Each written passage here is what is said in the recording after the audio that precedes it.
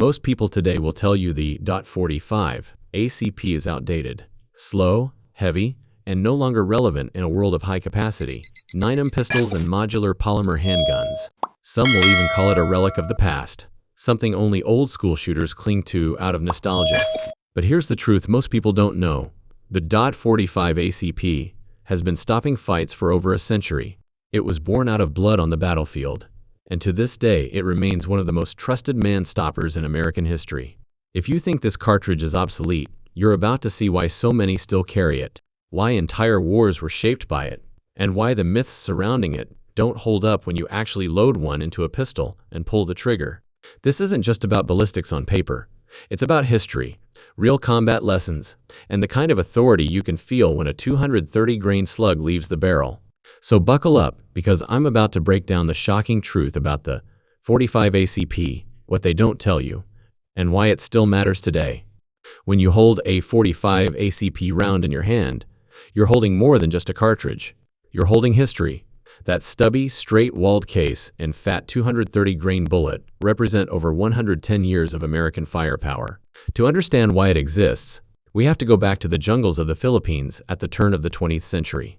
U.S. troops were fighting Moro warriors men, who wouldn't stop after one or two hits. Armed with 38 long Colt revolvers, American soldiers found their sidearms completely inadequate. The 38 rounds were too light, too slow, and simply couldn't stop a determined fighter in close-quarters combat. Reports came back quickly. The Army needed a man-stopping round, something with real knockdown authority. That demand reached John Moses Browning, the legendary firearms designer. His answer was a new straight-walled, rimless cartridge that would push a 230-grain bullet at about 830 feet per second. It wasn't built for speed. It was built for momentum.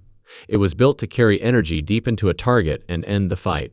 The U.S. Army adopted it in 1911, alongside Browning's new semi-automatic pistol, the Colt 1911. Together, the pistol and the round would go on to become legends. By the time World War I erupted, the .45 ACP was already proving itself. The M1911 rode on the hips of doughboys charging into trench warfare, delivering a heavy, subsonic slug that cut through mud, chaos, and close-quarters fighting. But there weren't enough 1911 pistols to go around. To fill the gap, Colt and Smith & Wesson rechambered their big-frame revolvers to run the .45 ACP. That's how the M1917 revolvers were born. Because rimless cartridges don't eject properly from revolvers, they invented the moon clip, a simple but brilliant piece of metal that held 3 rounds together. 2 clips dropped into a cylinder gave a soldier 6 quick shots of 45 ACP power. Those revolvers tamed the recoil with their weight, and they gave troops a reliable, hard-hitting sidearm, even when pistols were in short supply.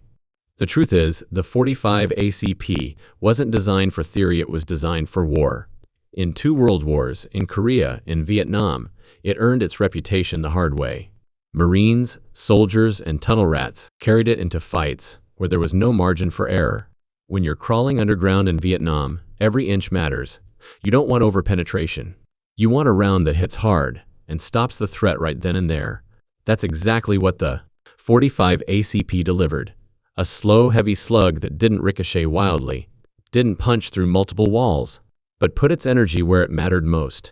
Now, a lot of people online love to exaggerate about the recoil of the .45 ACP. They'll tell you it's a beast, that it's hard to control, that it slams your hand with every shot. But anyone who has actually spent time behind a government-size 1911 knows the truth.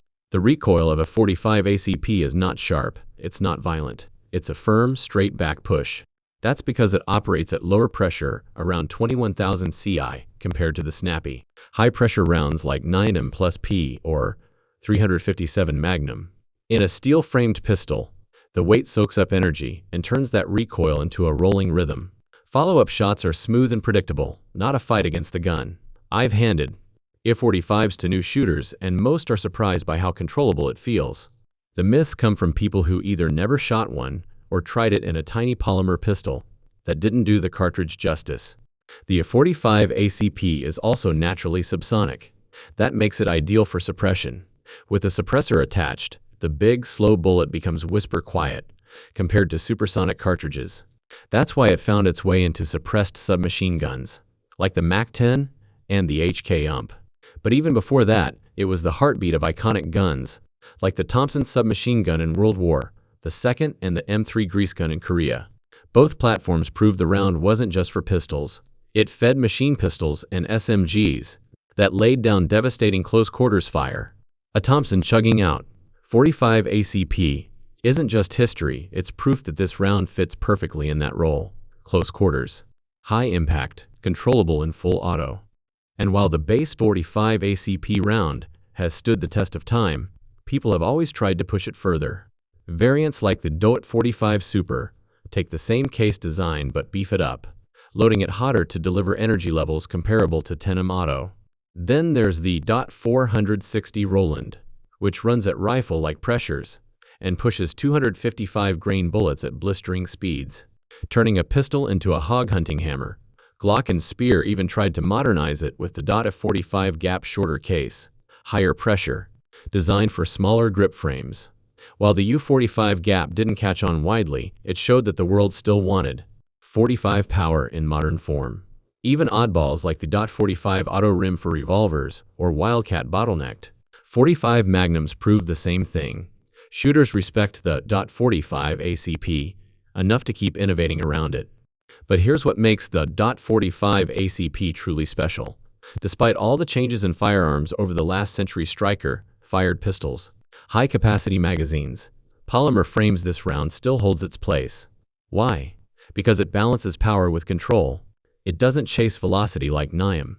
It doesn't compromise with snappy recoil like .40S&W. Instead, it delivers consistent, predictable power where it counts most, up close. In a fight, when you need one shot to matter. That's why even today, countless Americans still choose to carry it for self-defense. It's why special units still use it in suppressed platforms. And it's why the 1911 chambered-in .45 ACP refuses to die. Yes, NIM dominates in capacity and cost. Yes, modern hollow points make smaller calibers more effective than ever. But when you line up the facts, the .45 ACP still makes a damn good case for itself. It's heavier, sure. The guns are thicker, no question. But when your priority is clean, predictable stopping power in close quarters, there's still nothing quite like a .45. I've shot it through old 1911s, through PCCs, like the Chris Vector, through revolvers with moon clips, even lever-action carbines chambered in .45 ACP. And every single time, it delivers exactly what it was designed to do over a century ago: hit hard, stay controllable, and end the fight. That kind of consistency doesn't fade with time. It becomes legend. So the next time someone tells you the .45 ACP is obsolete, remember this. This cartridge has survived 2 world wars, the jungles of Vietnam, countless police departments, and endless competition on the civilian market. It's been stretched, suppressed, modernized, and tested in every way possible. And through it all, it remains trusted. You don't carry a .45 ACP because it's trendy. You carry it because it works. Now I want to hear from you.